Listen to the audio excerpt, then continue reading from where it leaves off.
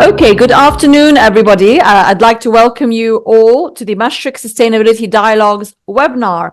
My name is Diara Sabak. I'm delighted to be moderating today's discussion, hosted by Mashreq. Of course, that what we'll be discussing today is the S in ESG. How can stakeholders in the Middle East ensure ethical AI deployment while leveraging digital solutions for ESG-driven banking access?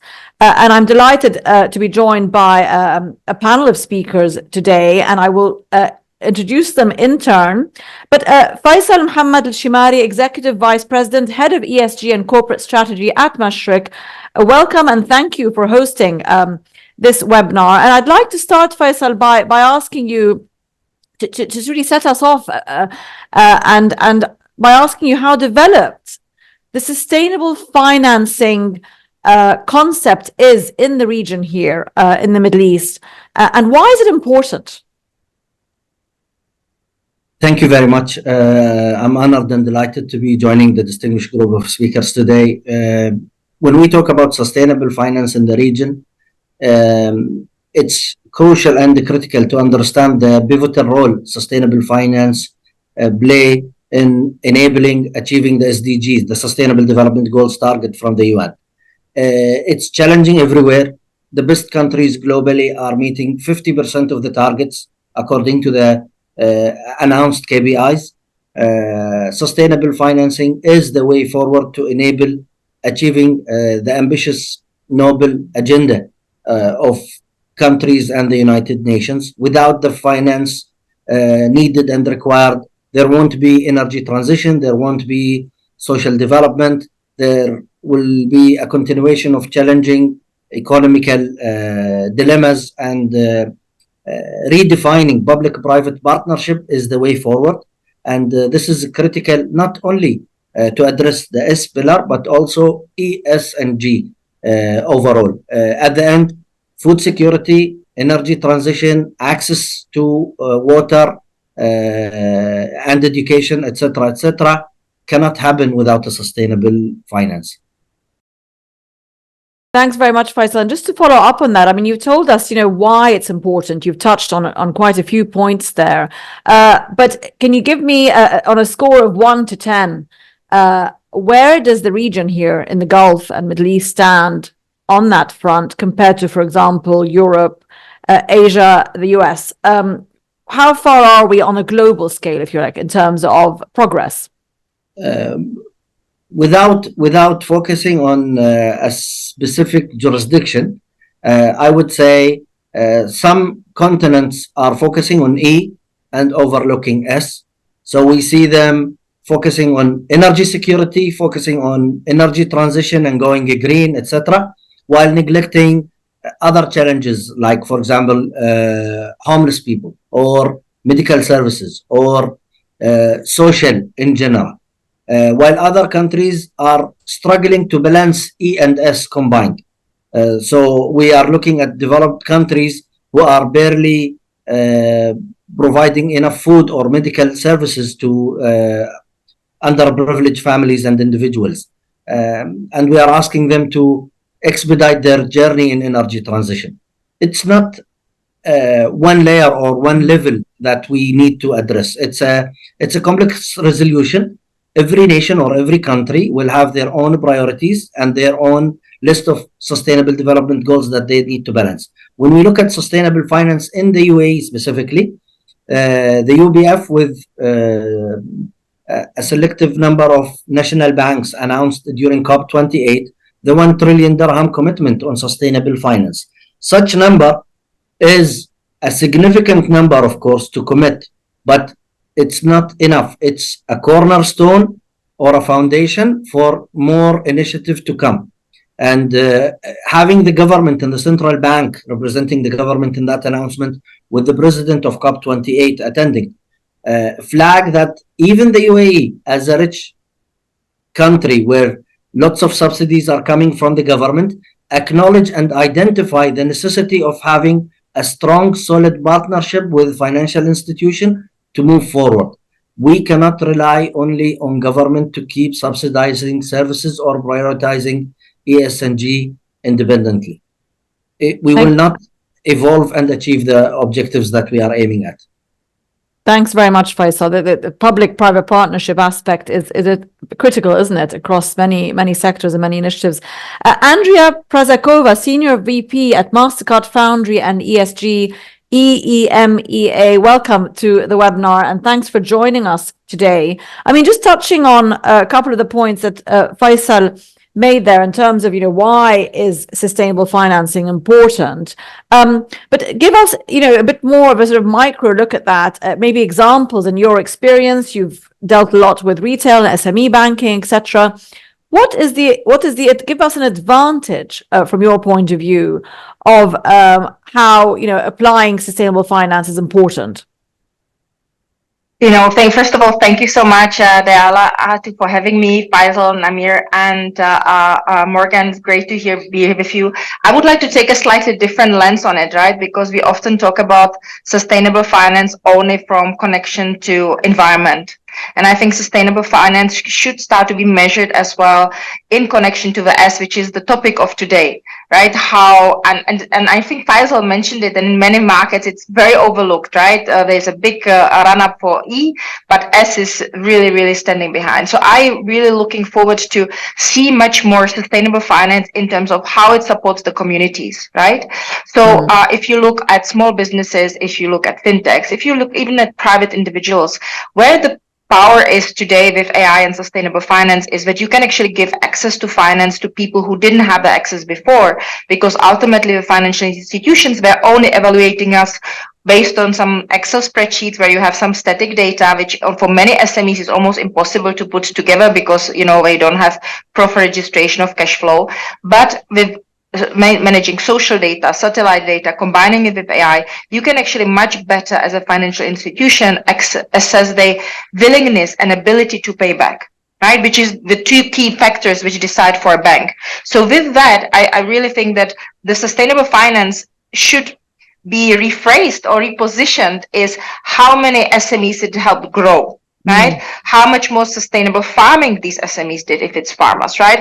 How much, better they are in surplus management, how many more jobs they created. So I really would feel that there is a great, we are on a cusp of reinventing sustainable finance for banking with technologies, which will go away from these big corporate loans to much smaller entities. And we will have very different measures of how we will measure the impact of sustainable finance. As I mentioned, creating of new jobs, reskilling, giving children access to education. For example, if I repay my loan on time and I'm based in a rural market in Africa or in Pakistan or anywhere else, maybe today 30% of our kids don't have access to education. We know about 280 million children today don't have. But how can you connect it to the repayment of the SMEs that if I pay my loan on time, maybe there is a contribution to my children's school fees, right? So I think there is a great opportunity to combine the S with the E and break it down to much lower levels in terms of who I'm giving the loan to.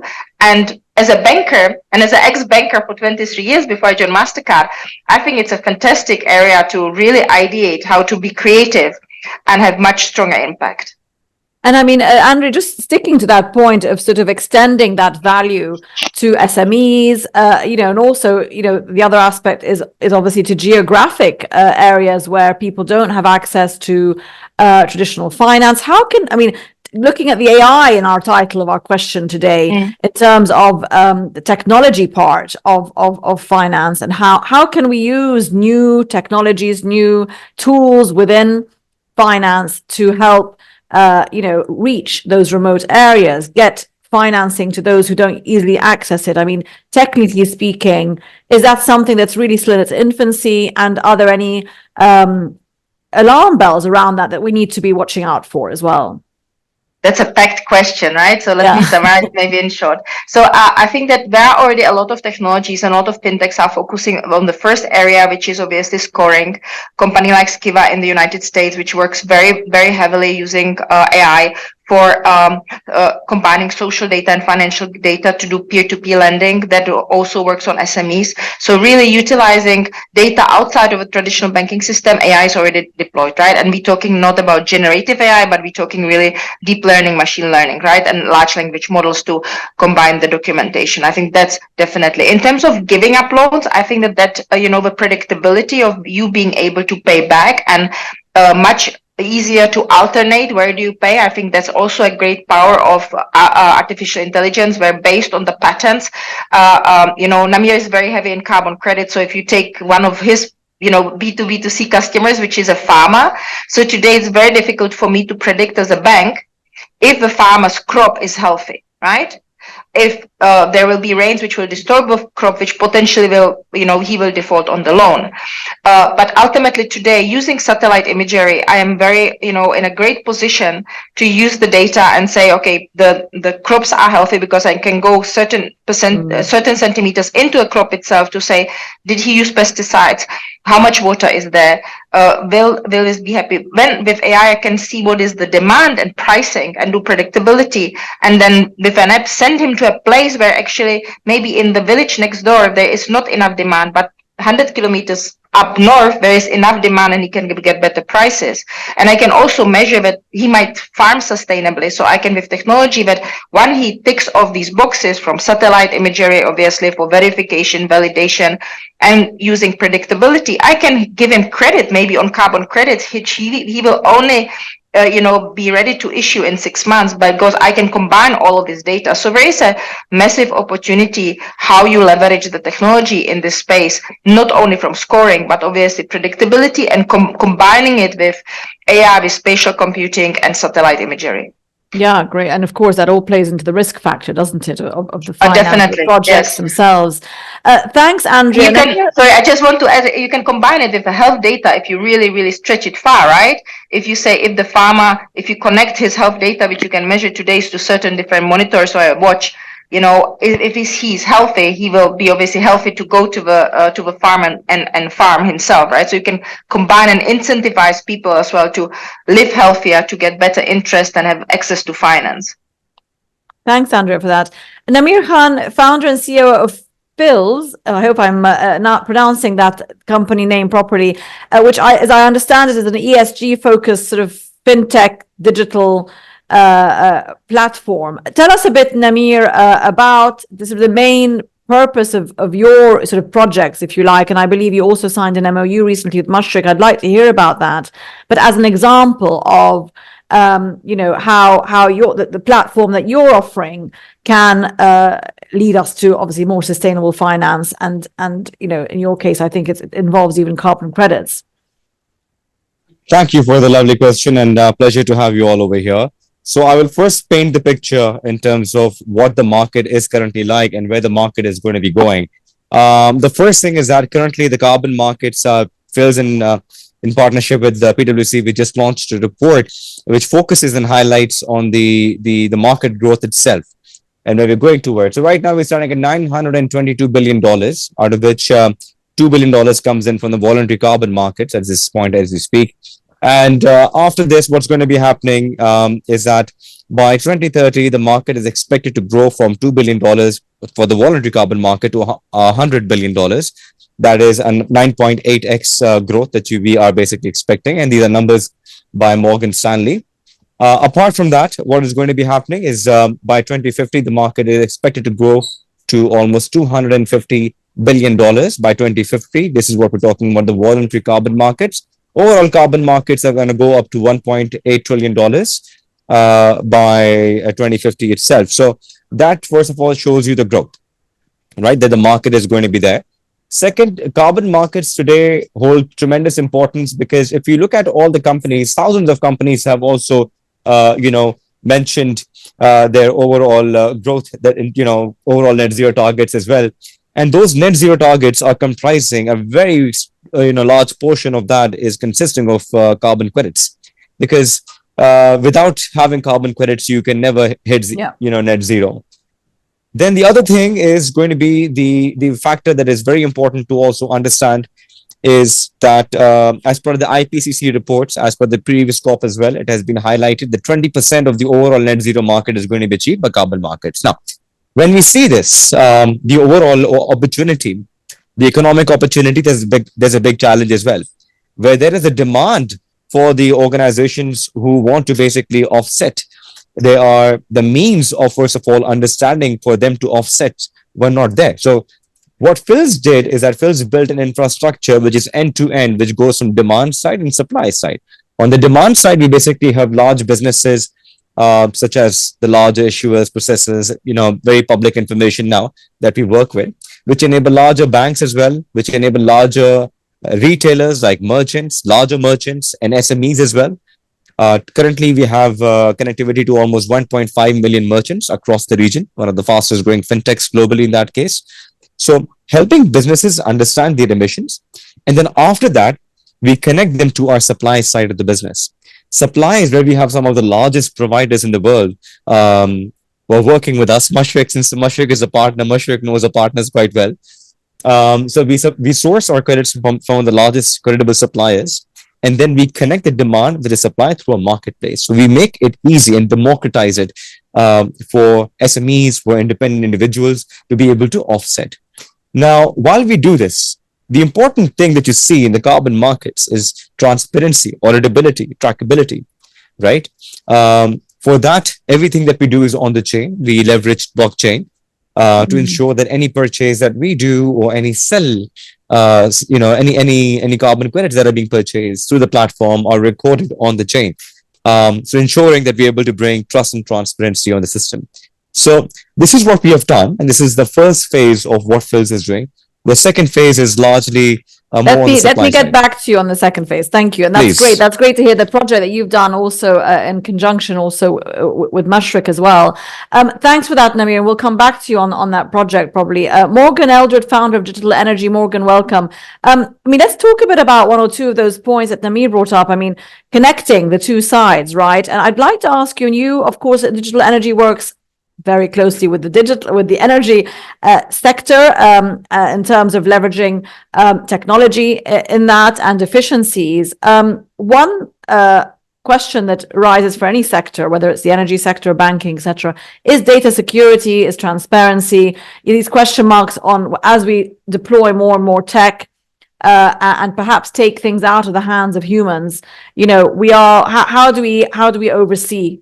Right, and regulate and make sure that everyone still feels secure about participating in such projects. Give us your point of view on how important you think and how advanced you think we've got with the security, the transparency aspect of being able to deploy all this exciting technology for these solutions. Great question, and thank you, Della.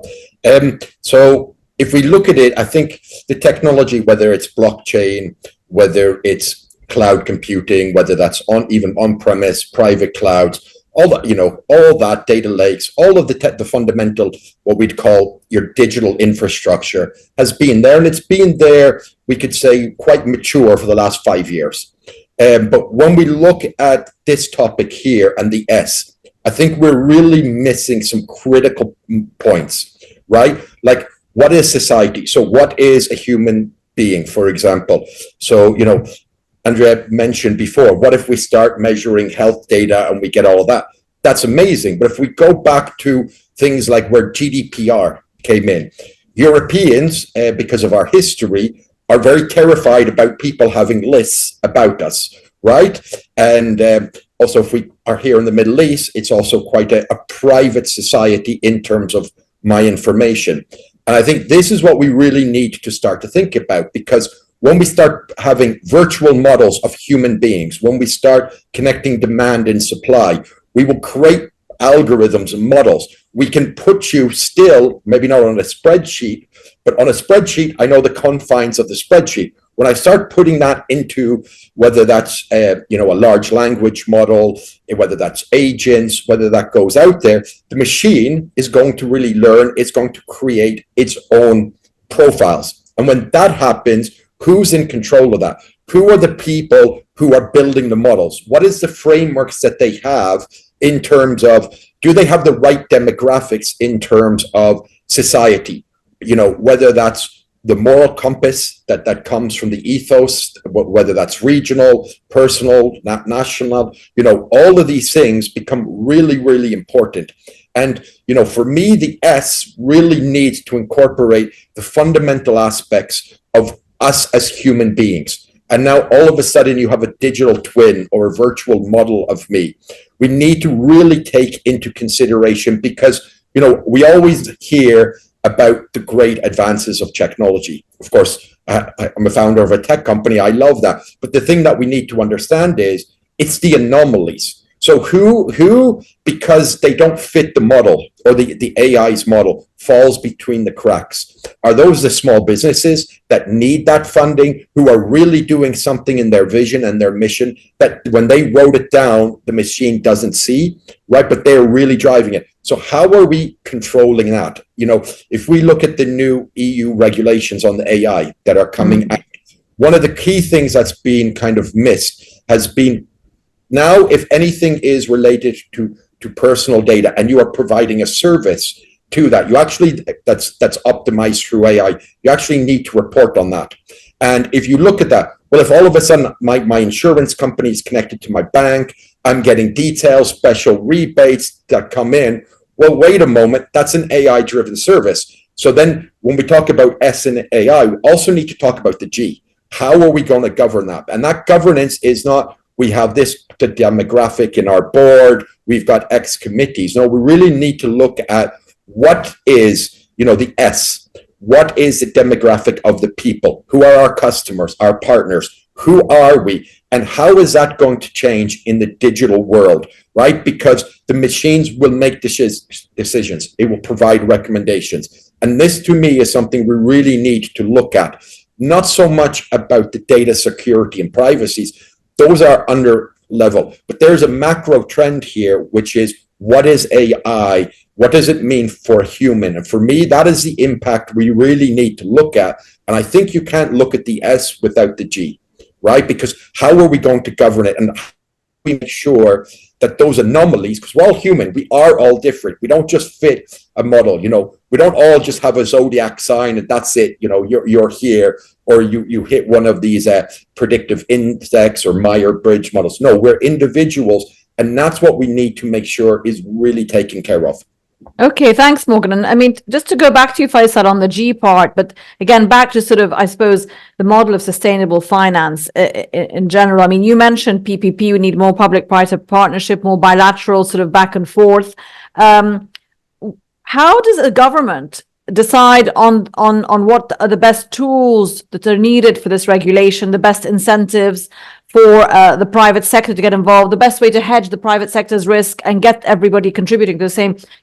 What's the top three on your list that you would say we need to do this now in terms of collaboration? Well, I would start with mentioning what the government are doing. We have a UAE national strategy for AI 2031. And there was a previous strategy version, an earlier one, with other strategies of interconnectivity, such as blockchain, etc. There is the model risk management guideline and standard from the Central Bank UAE, where it had 3 pillars in it. One is around validation. The second is around monitoring. The third around model risk management, model data risk management framework, where data is a critical component. And if we look at the strategy that I mentioned earlier, there are 8 strategic objectives. In the financial institution, of course, we need to look at AI ethics, and we need to look at the regulatory requirement, etc. And of course, data play a key role. Some models already have been identified to be tending to become biased because it depends, the dependencies on the data is bias. Ethnicities, certain social sectors, etc. So we need to redesign and integrate the regulatory framework with the expected delivery. If we are aiming to have a human-centric approach, we need to kind of redefine our social taxonomy and interconnect it with the existing regulatory framework, whether it's model risk management standard and guideline that came from the Central Bank UAE, or if it's the AI strategy, or even public-private partnership, let's call it 2.0, including BOT or PPP, build, operate, transfer. If we look at the model of using social impact bonds that was delivered in England more than 10 years ago, or even 14 by now. When they introduced the concept, the aim was to reduce crimes and to address the necessity or the requirement of underprivileged family. The framework and the ecosystem came from Bank of England with Ministry of Justice and other respected institution. Similar approach can be done, whether we will use the Islamic framework or platform like Sadaqah and Zakah, where social financing was there, whether it's charity or an obligation on the community to address the underprivileged parties in it, to make sure that the well-being and the human-centric is addressed, is the way forward.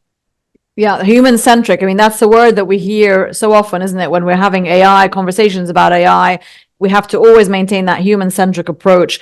Andrea, just back to you on that. I mean, you know, is there a way of, are we at the stage now where we can set limitations on AI? I mean, or is it too late for that? And secondly, what's the thinking in business and in finance around, you know, maintaining a balance between human and machine interaction in terms of the tools, the knowledge that's going into solutions? I mean, I know that's a bit of a general, maybe confusing question, but I think you will understand what I'm trying to say. Yes. You know, the balance and the human-centric while maintaining innovation and moving forward. Yeah, I have to say I really love what Morgan said, right? That it's about humans, and I think again we often forget that, right? That we are the basis of everything. And I just want to maybe highlight some numbers so that we bring it alive, right? I mean, McKinsey is predicting that by 2030, about 800 million jobs will be automated, right? Already by next year, we expect about 100 million jobs or 90 million jobs to be obsolete and about 90 million new jobs be created, right?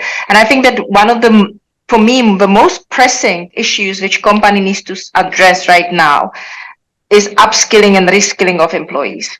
There is, even though there are so many webinars, so many white papers written about AI, the number of people who are actually exposed to AI over and above using ChatGPT sometimes it's very minimal.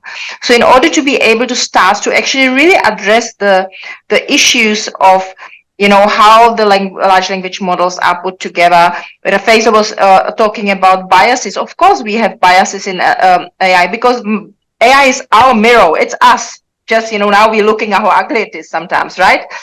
Because it took the entire history, all the books, everything which ever happened. So it's the machine itself is not biased, right? It's the input which is there. Yeah. And in order to be able to start to manage this properly, we need sufficient amount of people who understand how to deal with it, not purely as users, as consumers, because that's the danger which I feel, that companies are very fast now. Let's put a chatbot into place. Let's, you know, see how we automate this. But I feel that the humans in the companies are now being left behind. There are obviously some fantastic examples on the market like Accenture, who I think been pioneering really the work of upskilling and reskilling. But again, to point what Morgan was saying back to humans is, if we say, you know, let's focus on the technology, I think that we need to focus on humans. We need to be very fast to upskill people, reskill people. If your job will be fully automated, your job would be augmented, what is your next future? Right? What will you do next? How can you train people into new jobs which will do the governance around AI and understand it properly and be able to help us, I wouldn't say rewrite history, but help us to avoid some of the biases which are inside. So for me, at center right now for companies, and I know we're running out of time, is that, you know, reskill and upskill employees. I think that should be the first investment, because the human will be able to help you then to decide the right strategy and to help to build the right system and work with the technology in an appropriate manner. Otherwise, there will be only small number of people who are able to do it, and we will be risking out a lot of things with the technology, whatever it is, you know, in the different layers of artificial intelligence. Okay, thanks, Andrea. No, we have another 10 minutes actually. We're good for now, I think. Yeah, okay. That's okay, because we did Scott going a little bit late. Namir, just on that point of employability, okay, and skilling, upskilling, as Andrea said, of what we have already in terms of talent. But, you know, in the digital fintech banking industry in which you operate, I mean, how much employment is that creating or taking away, and how much of a challenge is it to get the right people to work in a company like Phil's? So I think it's, I'll be very fair to you. The challenge has been, felt by the fintech companies in general for a longer period of time. We have always struggled with not talent, good talent, right? So talent has always been a concern. Now, as the market has matured in the region, you have started finding good talent because the talent has experience with different organizations that they've worked with. However, moving forward, while for Phil's, because the thing that you need with Phil's is, you know, if anyone is looking to work with Phil's as well, the first question we ask is more focused around the lines of values and passion, right? So you may have learned skills as as a fintech individual, but we cannot teach you skills that is pertaining to social or understanding the values of what this world requires today. So one of the I would say additional filtration process that we have when we are recruiting people, or since we are currently recruiting and we are having these heavy conversations, is more towards, do you really understand environment? Do you really understand the problem that the world is facing? In fact, what we do is that we send out reports to some of these potential candidates just as a point of impact as well, that maybe they read something and they have that research conducted and then they have the conversation with us. So we have been struggling with good talent, I would say that. However, we have not been struggling when it comes to talent, when it comes to science. Because for science, we are directly, for example, recruiting individuals who have, masters in science or masters in environmental sciences, right? So that makes a life easier in that sense. However, when they're onboarded with us, then they get introduced to the world of technology, right? And how we are basically operating on it. However, I would certainly like to say that, what Andrea was also mentioning as well earlier, of reskilling and ensuring that not just corporates, but larger educational institutes also start, because you will only be able to make life easier and relevant for the upcoming graduates if you're able to teach them sustainability at the grassroots level, which is extremely critical. Because if you don't teach them, but today's generation has the I would say appetite to learn more on what's happening. I'm sure many of you would have children who are more concerned about the environment.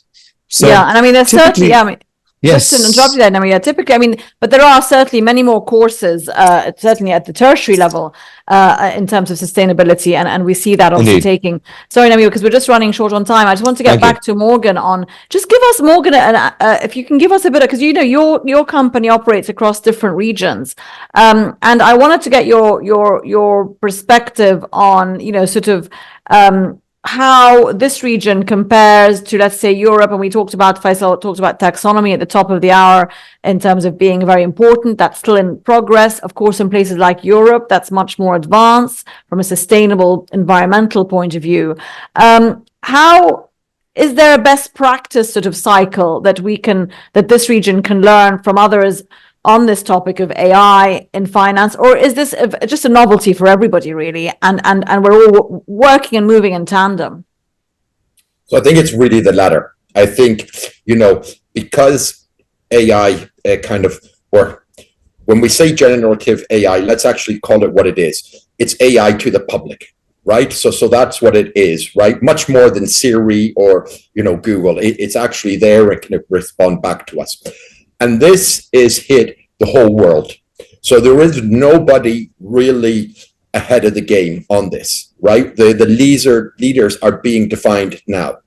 When we look at that, of course, if we're talking about sustainability, the EU is, of course, miles ahead of everyone because they have been, and that's going to be harder. But that's not AI, right? If we look at the ability to adopt technology, I think there's nobody, I think North America has always been the leader at adopting technology, whether that's small businesses that want to create a franchise. They have branding. They start using, they invest in small work management tools. So North America's always been faster at its adoption. And one of the reasons is it's got one of the largest SME businesses, right? So it's made up of a lot of these small, medium enterprises. Now, of course, a medium enterprise in the US can be a corporate in other places. So the US has been historically the faster on adoption. But the concept of how we are going to infuse AI in our lives and in our businesses, there is no best practices. The only thing is a lot of the research I'm currently working on is systems. And I don't mean technical systems, I mean business systems, right? Not just processes, not just technologies, but the systems we operate. And what I am seeing is the larger organizations who historically have spent the money on retraining, on change management, they're the ones that struggle the most with systems because they are looking to optimize at the scale, right? And reduce economies of scale in that. And when we start looking at those systems, because of the width, they're inflexible. So when we start looking at how do we embed AI, I think what we probably need to do is look first in the home. How are we as humans starting to adopt it? Use ChatGPT, how then do we bring that to our organizations? How do we make our organization decision-making processes, right? The actual processes, who can approve this, who can approve that, for example. How can we take that and kind of elevate it up? So I think the thing that we really should be focusing on here is systems, i.e., pure in the sense, the people, the processes, the technology. I think we will find the leaders because it is an emerging thing. I think what we will find is are the ones focusing on what. So if you're looking at the future of work, which, Microsoft, Accenture, McKinsey, all of them have been focusing on, in my own view, they have missed out because they've not looked at the systems, because that's where it kind of comes together. And I think, if we start looking at how we can apply systems, we can do it. If you look at parts of the UAE, let's say Dubai, its ability to adopt technology, because it has a very strong, mature digital infrastructure, is very high. And I think it might be one of the future leaders. And of course, there's been recent talk about, OpenAI working with, Microsoft and the UAE to make it a test bed. But I don't think there's no set answer yet. I think it's more about where we're going to focus and this.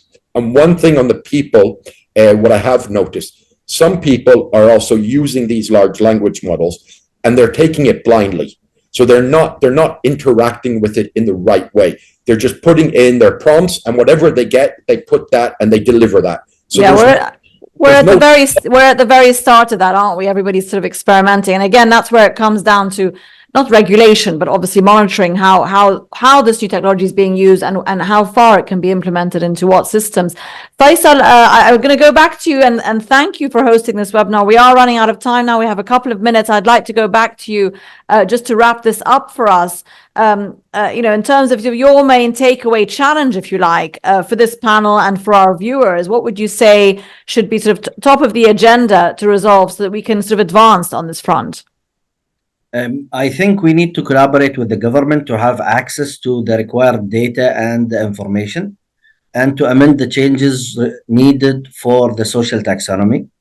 Of course, a tax rebate, incentives, and tax deduction, among other incentives, need to be taking place. At the end, when we talk about social and green, we need to reduce the risk. Our risk appetite reflects with our ability to lend. And without reducing the risk from the government side by redefining our collaboration with them, we will expedite our journey in enabling social financing. Again, this requires transparency and open dialogue. It's not just reducing the tax or giving a tax rebate or incentives to financial institutions to reflect our commitment on addressing critical subjects like the Sustainable Development Goals or social financing, etc. No, but at the end, we are financial institutions. We need to reduce our risks to be able to provide the highly needed sustainable finance that will address our social priorities. Faisal Al-Shimari, thank you so much from Mashreq for hosting this webinar. Thank you to Andrea and to Morgan and Namir for joining us today. Thank you so much, everybody, and for your time.